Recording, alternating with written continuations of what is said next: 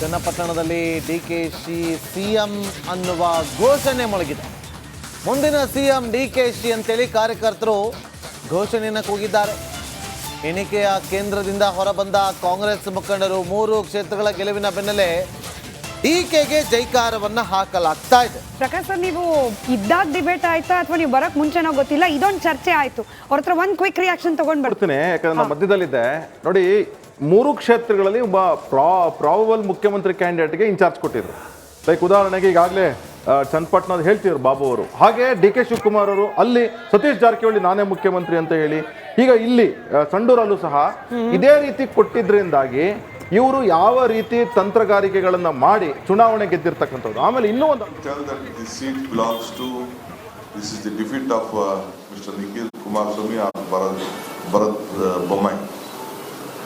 It is a seat vacated by their fathers, who are the chief ministers, who are the parliament members and the central ministers.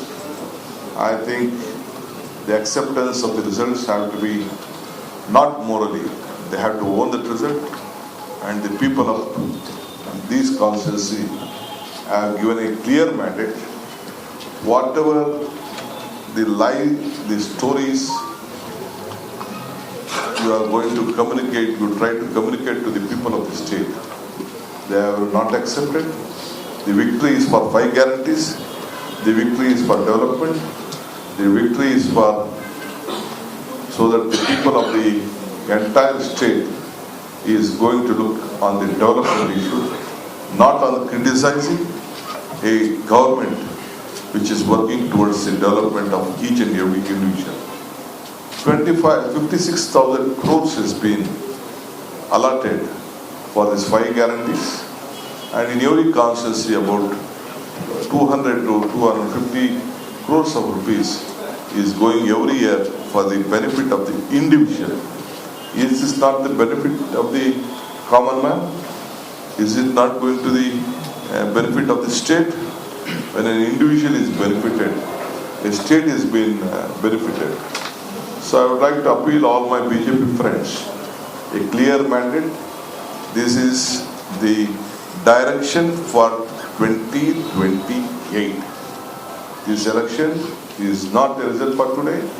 It is a direction to the people of the state and all my opponent friends that where we are going to land in 2028.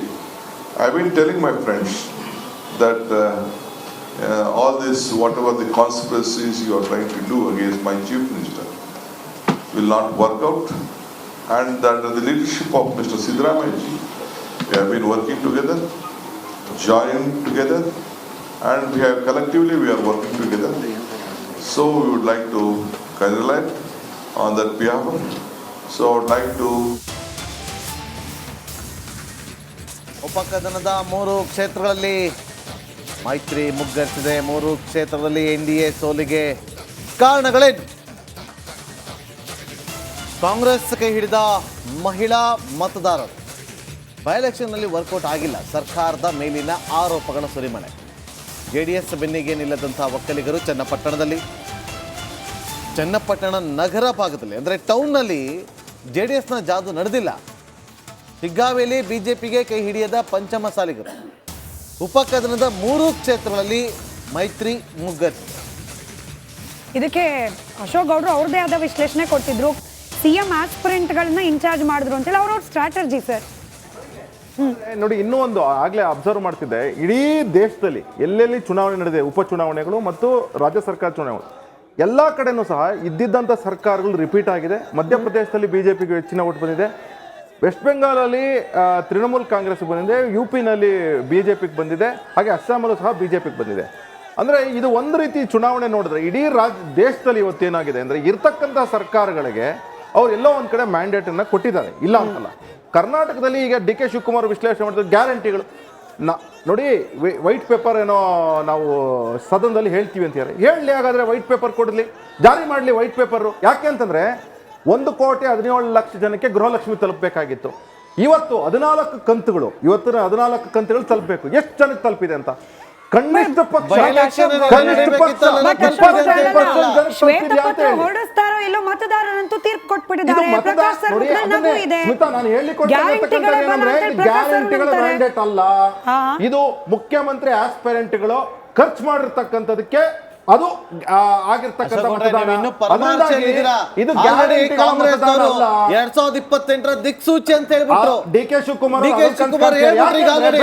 Babu ಅವರೇ, 2028 ದಿಕ್ಸೂಚಿ ಅಂತಂದ್ರೆ ನೀವು ಪರಮಾರ್ಶಲ್ಲ ಇದ್ದೀರಾ. ಚುನಾವಣೆ ಇನ್ನು ದೂರ ಇದೆ, ಅದಕ್ಕಿಂತ ಮುಂಚೆ ZPT ದೂರ ಇದ್ರು ಕೂಡ ಇವ್ರಿಗೆ ಆಲೋಚನೆ ನೋಡಿ ಎಷ್ಟು ಬೇಗ ಇದೆ ಅಂತ. ಬಿಬಿಎಂಪಿ ಚುನಾವಣೆ ಬರಬೇಕು, ಅದಕ್ಕಿಂತ ಮಧ್ಯದಲ್ಲಿ ಬಿಬಿಎಂಪಿ ಚುನಾವಣೆ ಮಾಡ್ತೀರಾ? ಗೊತ್ತಿಲ್ಲ. ಬಿಬಿಎಂಪಿ ಚುನಾವಣೆ ಆಗುತ್ತಾ? ಎಷ್ಟು ಉಪಚುನಾವಣೆಗಳು ಬರ್ತದೋ ಗೊತ್ತಿಲ್ಲ. ಯಾಕೆ ಅಂತಂದ್ರೆ ಈ ಎಲ್ಲಾ ಚುನಾವಣೆಗಳ ಮಧ್ಯದಲ್ಲಿ ಇಟ್ಕೊಂಡು ಡಿ.ಕೆ. ಶಿವಕುಮಾರ್ ಅವರು ZPT ಚುನಾವಣೆ ಮಾಡಿಸ್ಲಿ, ಆವತ್ತು ಗೊತ್ತಾಗ್ತದೆ ಕಾಂಗ್ರೆಸ್ನ ಗ್ಯಾರಂಟಿಗಳು ವರ್ಕ್ ಆಗಿದೆಯಲ್ಲ. ಈ ಕ್ಲಿಪ್ಪಿಂಗ್ ಅನ್ನು ಕಟ್ ಮಾಡಿ ಇಟ್ಕೊಂಡಿರೋಣಪ್ಪ. ಅವತ್ತು ಅಶೋಕ್ ಗೌಡ್ರು ಇದೇ ಬೈಟ್ ನಾವು ಪ್ಲೇ ಮಾಡ್ತೀವಿ. ನಾನು ಪ್ರಕಾಶ್ ಸರ್ ಕಾಂಗ್ರೆಸ್ನ ಅಧಿಕೃತ ಟ್ವಿಟರ್ ಹ್ಯಾಂಡಲ್ ಮಾಡಿರುವ ಟ್ವೀಟ್ ಅನ್ನು ಗಮನಿಸ್ತಾ ಇದೀವಿ. ಅಭಿವೃದ್ಧಿಗೆ ಒಲವು, ಗ್ಯಾರಂಟಿ ಗೆಲುವು. ಅಭಿವೃದ್ಧಿ ಬಗ್ಗೆನೂ ಪ್ರಶ್ನೆ ಇತ್ತು, ಗ್ಯಾರಂಟಿ ಬಗ್ಗೆನೂ ಪ್ರಶ್ನೆ ಇತ್ತು. ವಿರೋಧ ಪಕ್ಷದ್ದು ಮಾಧ್ಯಮಗಳಲ್ಲೂ ಕೂಡ ಚರ್ಚೆ ಆಗ್ತಾ ಇತ್ತು ಗ್ಯಾರಂಟಿ ಇಂಪ್ಲಿಮೆಂಟೇಷನ್ ಬಗ್ಗೆ, ಅದರಿಂದಾಗಿ ಅಭಿವೃದ್ಧಿ ಆಗ್ತಿಲ್ಲ ಅಂತ ಹೇಳಿ. ಬಟ್ ಈ 3 ಕ್ಷೇತ್ರಗಳಲ್ಲಿ ಮತದಾರರು ಅದಕ್ಕೆ ವ್ಯತಿರಿಕ್ತವಾದ ಫಲಿತಾಂಶ ಕೊಟ್ಟಿದ್ದಾರೆ. ನೋಡಿ, ನಮ್ಮ ಅಶೋಕ್ ಅವರು ನಮ್ಮ ಸ್ನೇಹಿತರು ಹೇಳ್ತಾ ಇದ್ರು ಗ್ಯಾರಂಟಿಗಳ ಅನುಷ್ಠಾನ ಆಗೋದ್ರಲ್ಲಿ ನಾವು ಸರಿಯಾಗಿ ಮಾಡಿಲ್ಲ ಅಂತ ಹೇಳ್ತಾಯಿದ್ರು. ನಾನಿವತ್ತು ತಮಗೆ ಹೇಳ್ತಾ ಇದ್ದೀನಿ, 52,000 ಕೋಟಿ ಬಜೆಟಲ್ಲಿ ಮೀಸಲಿಟ್ಟು ಪ್ರತಿಯೊಂದು ತಿಂಗಳು ನಮ್ಮ ಅಧ್ಯಕ್ಷರು ಈಗಾಗಲೇ ಹೇಳ್ದಂಗೆ ಒಂದೊಂದು ಮತಕ್ಷೇತ್ರಕ್ಕೆ 250 ಕೋಟಿ ಸಾಮಾನ್ಯ ಜನರ ಅಕೌಂಟಿಗೆ ಹೋಗ್ತಾ ಇದೆ, ನೇರವಾಗಿ ಹೋಗ್ತಾ ಇದೆ. ಇದು ನಾವು ನುಡಿದಂತೆ ನಡೆದಿದ್ವಿ. ಅವ್ರೇನಾದರೂ ಹೇಳಿ, ಅವ್ರೇನಾದರೂ ಟೀಕೆಗಳಿದ್ದರೆ ಅದ್ರ ಬಗ್ಗೆ ಪ್ರಸ್ತಾಪ ಮಾಡಲಿ, ನಾವು ಅದಕ್ಕೆ ಉತ್ತರ ಕೊಡೋಣ. ನನ್ನ ಹೇಳಿಕೆ ಇಷ್ಟೇ, ನಾವು ನುಡಿದಂತೆ ನಡೆದಿದ್ದೀವಿ, ಎಲ್ಲ ಗ್ಯಾರಂಟಿಗಳ ಅನುಷ್ಠಾನ ತಂದಿದ್ದೀವಿ, ಹಣ ಬಿಡುಗಡೆ ಮಾಡಿದ್ದೀವಿ, ಜನ ನಮಗೆ ಆಶೀರ್ವಾದ ಮಾಡಿದ್ದಾರೆ. ಇದು ಒಂದು. ಆಮೇಲೆ ನಮ್ಮ ಅಧ್ಯಕ್ಷರು ಕ್ಯಾಪ್ಟನ್ ಅರ್ಜುನ್ ಕೊಂದಿದ್ದು ಯಾರು? ಅವ್ರ ನರೇಟಿವ್ ಎಲ್ಲಿ ತಂದಿಟ್ಟಿದ್ದಾರೆ ಅಂತಂದ್ರೆ ಸಂಪತ್ತನ್ನ ಹಂಚಿಬಿಡೋದು ಅಂತ. ಇದು ಸ್ಟುಡಿಯೋ ಟಿಪ್ಪು ಜಯಂತಿ ಮಾಡಕ್ಕೆ ಅವ್ರಿಗೆ ಖಂಡಿಸಿದ್ರು. Very nice. ಯಾರು ತಪ್ಪು ಮಾಡಿರೋದಿಲ್ಲಿ? ಓಲೈಕೆ ಹೇಳಿಕೆ ಇದು ಅಂತ ಹೇಳಿ ಯಾಕೆ ಪರಿಗಣಿಸಬಾರದು? ಕಿಚ್ಚಕ್ಕಲ್ಲ ಇದು ವೇದಿಕೆ. ಇದು ಫೋಟೋ ಎಲ್ರಿಗೂ ಒಂದು ಟೈಮ್ ನಿಮ್ಮ ಸಮಯ ಮುಗಿದಿದೆ. ಅವ್ರು ಹೇಳಕ್ಕಿಂತ ಮುಂಚೆನೆ ಹೇಗೆ ಪ್ರತಾಪ್ ಸಿಂಹ ಪಾಸ್ ಕೊಟ್ಟಿದಂತ ಆಗ್ಲಿ ಡಿಕ್ಲೇರ್ ಆಗೋಗಿತ್ತು ಅಂತ ನನಗೊಂದು ಡೌಟ್ ಬಂತು. ಸಾಕು ನಿಲ್ಸ್ರಿ, ಸಾಕು ನಿಲ್ಸಿ. ಕೆಟ್ಟ ಪದ ಬಳಕೆ ಕಾಂಪಿಟೇಷನ್ ಇಟ್ಟಿಲ್ಲ ನಾವಿಲ್ಲಿ.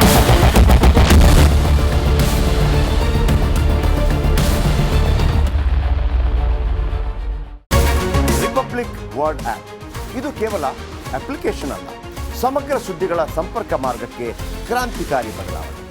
ರಿಪಬ್ಲಿಕ್ ವರ್ಡ್ ಆಪ್ ಕೇವಲ ಸುದ್ದಿ ಅಪ್ಲಿಕೇಶನ್ ಪರಿಚಯಿಸ್ತಾ ಇಲ್ಲ, ಬದಲಾಗಿ ಡಿಜಿಟಲ್ ಸುದ್ದಿ ಬಳಕೆಯ ಹೊಸ ಯುಗಕ್ಕೆ ನಾಂದಿ ಹಾಡ್ತಾ ಇದೆ.